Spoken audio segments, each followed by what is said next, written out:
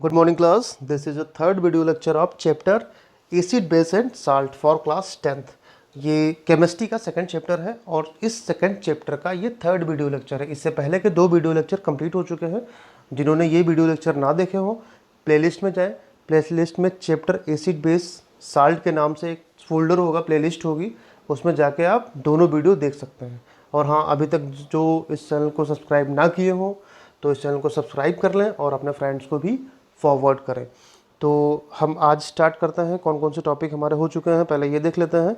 Topic हमारा introduction, indicators, property of acid and base. आज का जो टॉपिक रहेगा reaction of acid and base. Reaction means कह सकते हैं कि chemical properties of acid and base. तो स्टार्ट करते हैं chemical properties of acid and base. Reaction of reaction of acid and base with metals means अब हम पढ़ने जा रहे हैं एसिड और बेस की केमिकल प्रॉपर्टीज़। तो पहली प्रॉपर्टी क्या रहेगी? Reaction of metal. यानी पहले हम एसिड के बारे में बताएंगे। एसिड रिएक्ट करते हैं मेटल के साथ तो क्या बनता है, एंड बेस रिएक्ट करते हैं मेटल के साथ तो क्या बनता है।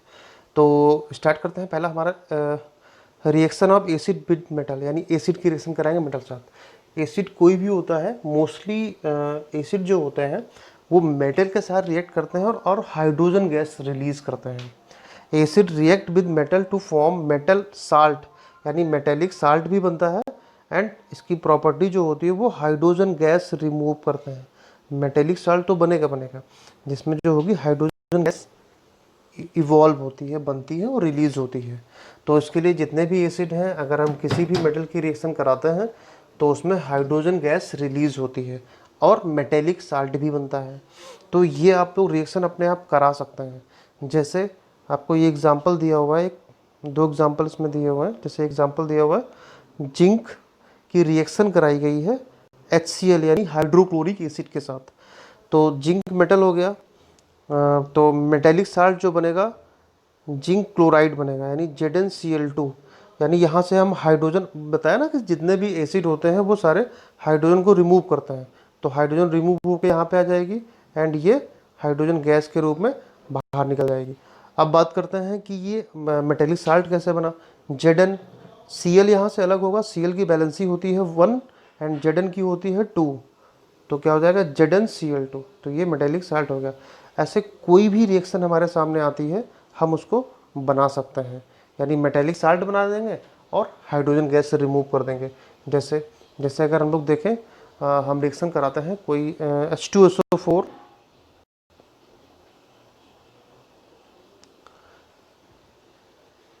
H2SO4 plus Mg,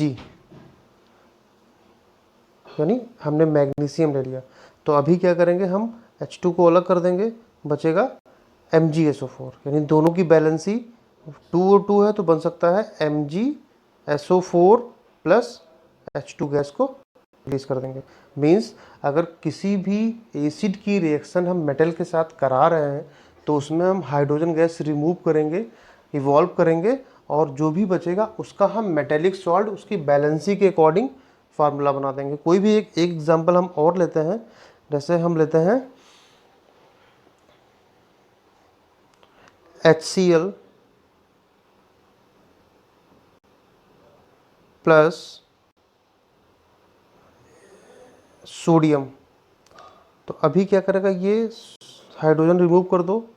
hydrogen remove करने के बाद बचा क्या हमारे पास? NaCl। तो क्या बन जाएगा यहाँ पे साल्ट? NaCl plus H2। अब H2 क्यों? अब इसको हम बैलेंस कर लेंगे। बैलेंसिंग तो हम फर्स्ट चैप्टर में सीख चुके हैं। तो बैलेंस करने के लिए 2 यहाँ पे कर देंगे एंड 2 यहाँ पे कर देंगे, 2 यहाँ पे लगा देंगे। तो हमारा क्या हो जाएगी? पूरी रिएक्शन बैलेंस हो जाएगी। तो ऐसे हम कोई भी मेटल की रिएक्शन अगर करा रहे हैं एसिड के साथ तो क्या होगा, वो कोई भी मेटल जो रिएक्टिव मेटल्स हैं, जैसे अगर हम गोल्ड की कराते हैं, प्लेटिनम की कराते हैं, तो वो नहीं होगी।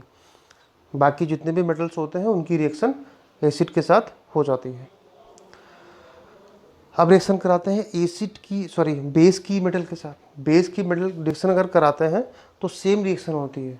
मीन्स कि हाइड्रोजन गैस इसमें भी रिमूव होती है एंड इसमें जो होता है वो साल्ट बनता है। लेकिन इसमें क्या होता है कि बेस जब रिएक्ट करते हैं मेटल के साथ तो सारे बेस जो होते हैं वो मेटल के साथ रिएक्ट नहीं करते हैं।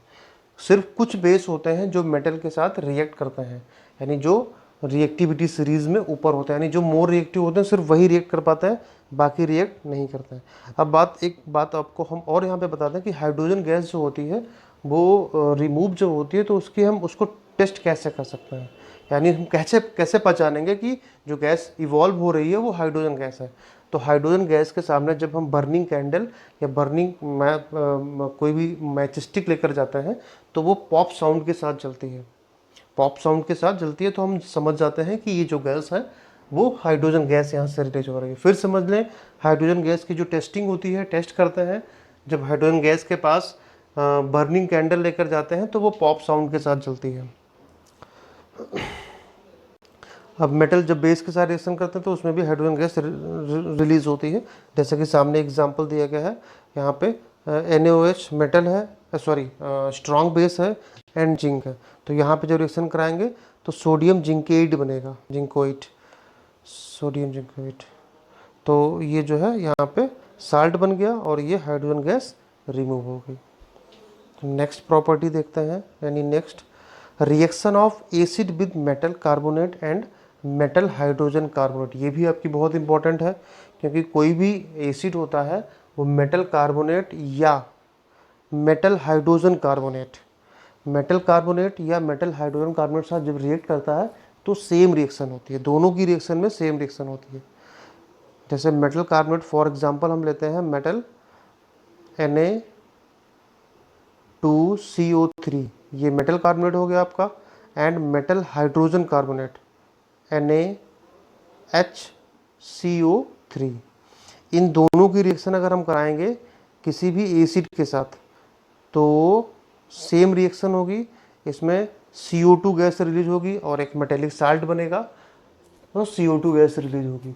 इसकी प्रॉपर्टी क्या है कि जब कभी भी मेटल की रिएक्शन, सॉरी एसिड की रिएक्शन कराते हैं मेटल कार्बोनेट और मेटल हाइड्रोजन कार्बोनेट, तो कार्बन डाइऑक्साइड गैस रिमूव होती है एंड साल्ट बनता है, मेटेलिक साल्ट एंड वाटर बनता है। जैसे कि ये आपको रिएक्शन दी हुई है, मेटल कार्बोनेट और दोनों में सेम रिएक्शन है इसलिए और लगा, ऑब्लिक लगा दिया गया, प्लस एसिड क्या बनेगा, साल्ट बनेगा एंड कार्बन डाइऑक्साइड बनेगी एंड वाटर बनेगा। इससे भी हम सारी रिएक्शन करा सकते हैं, बहुत सिंपल होता है। जैसे देखिए पहला एग्जांपल जो दिया गया है HCl प्लस NaSCO3 यानी मेटल हाइड्रोजन कार्बोनेट, तो क्या बनेगा, यहाँ पे हाइड्रोजन अलग कर दें, यहाँ से हम Na अलग कर दें, सॉरी यहाँ से Cl अलग कर दें, यहाँ से Na, तो हमारा बन जाएगा NaCl, साल्ट बन गया and carbon dioxide and water 100% यहाँ से रिलीज होना है, तो कार्बन डाइऑक्साइड को रिलीज कर दें एंड वाटर को अलग कर दें, तो ये हमारी एक रिएक्शन हो गई। अगर हम रिएक्शन कराते हैं यहाँ पे देखिए बेस, सॉरी हाँ, अब अगर यहाँ पे बात करते हैं कार्बन डाइऑक्साइड की, कार्बन डाइऑक्साइड की भी हम टेस्टिंग कर सकते हैं, यानी हम टेस्ट कर सकते हैं कि जो गैस से रिलीज हो रही है वो कौन सी गैस है। तो कार्बन डाइऑक्साइड की प्रॉपर्टी होती है जब बर्निंग कैंडल हम उसके पास लेकर जाएंगे तो क्या होती है, वो बुझ जाती है, यानी वो बर्निंग जो होती है वो स्टॉप हो जाती है। जैसे कोई भी बर्निंग कैंडल कहीं पे भी कार्बन डाइऑक्साइड गैस निकल रही है तो वहाँ पे हम बर्निंग कोई भी चीज़ लेकर जा रहे हैं, तो अगर मैच स्टिक भी लेकर जा रहे हैं जलती हुई तीली, तो वो क्या होगी, वो बुझ जाएगी, क्योंकि जो कार्बन डाइऑक्साइड की प्रॉपर्टी होती है वो जहाँ पे ऑक्सीजन होती है, ऑक्सीजन की सप्लाई कट कर देती है और वहाँ पे एक लेयर बना लेती है कार्बन डाइऑक्साइड की, ऑक्सीजन की सप्लाई बंद हो जाती है तो जो बर्निंग प्रॉपर्टी होती है वो स्टॉप हो जाती है, क्योंकि बर्निंग जो होती है वो ऑक्सीजन के बिना नहीं हो पाती है। और इसकी जो टेस्ट होता है, टेस्ट ये होता है कि दूसरा टेस्ट ये होता है कि कार्बन डाइऑक्साइड गैस जब लाइम वाटर में पास की जाती है, यानी लाइम वाटर जो होता है चूने का पानी जिसको बोलते हैं, अगर उसमें पास करते हैं तो जो लाइम वाटर होता है वो मिल्की हो जाता है। क्यों मिल्की हो जाता है, क्योंकि जो उसमें जो होता है वो कैल्शियम कार्बोनेट बनने लगता है और कैल्शियम कार्बोनेट जो होता है वो वाइट कलर का होता है, इसलिए वो मिल्की अपीयरेंस शो करता है। मिल्की अपीयरेंस जो शो करता है तो उसको अगर हम बहुत देर तक कार्बन डाइऑक्साइड और पास करते रहें कंटिन्यू कुछ टाइम तक, तो वो कार्बन डाइऑक्साइड फिर से कन्वर्ट हो जाता है कार्बन HCO, यानी CaHCO3, जो कि फिर से ट्रांसपेरेंट हो जाता है। यानी अब हम कैसे टेस्ट करेंगे, फिर इसको समझिए। अगर हमारे पास लाइम वाटर है, लाइम वाटर में हम कार्बन डाइऑक्साइड गैस पास करते हैं, कार्बन डाइऑक्साइड गैस पास करने के बाद तुरंत वो मिल्की हो जाता है, और अगर हम कुछ देर तक कंटिन्यू पास करते हैं तो वो फिर से ट्रांसपेरेंट हो जाता है, क्योंकि पहले बनता है carbon calcium carbonate CaCO3, and CaCO3 जब दोबारा से कार्बन डाइऑक्साइड कंटिन्यू पास करते रहते हैं तो CaHCO3 बनता है, जो कि फिर से ट्रांसपेरेंट हो जाता है। तो ये कार्बन डाइऑक्साइड की दो टेस्टिंग हो गई, यानी दो टेस्ट तरीके से हम बता सकते हैं कि गिवन गैस या जो रिलीज गैस हो रही है वो कार्बन डाइऑक्साइड ही है। अब आगे जो हमारा नेक्स्ट टॉपिक रहेगा, यानी नेक्स्ट जो टॉपिक है, base do not react with metal carbonate and hydrogen carbonate. अब बात करते हैं बेस की, तो बेस जो है इससे रिएक्ट ही नहीं करता है, मेटल कार्बोनेट और metal hydrogen carbonate. Next reaction हमारी रहेगी एसिड बेस दोनों के रिएक्शन, बट ये हम कवर करेंगे नेक्स्ट वीडियो लेक्चर में। तो इस वीडियो लेक्चर का जो आप आज का क्वेश्चन है वो रहेगा कि कौन से मेटल हैं जो एसिड के साथ रिएक्ट नहीं करते हैं। आज का क्वेश्चन फिर से सुन लीजिए, कौन से मेटल्स हैं जो एसिड के साथ रिएक्ट नहीं होते हैं। ओके, तो आप इसका जो आंसर है कमेंट बॉक्स में डालिएगा, कमेंट बॉक्स में बताइएगा कि इसका आंसर क्या है। Okay, thank you so much class.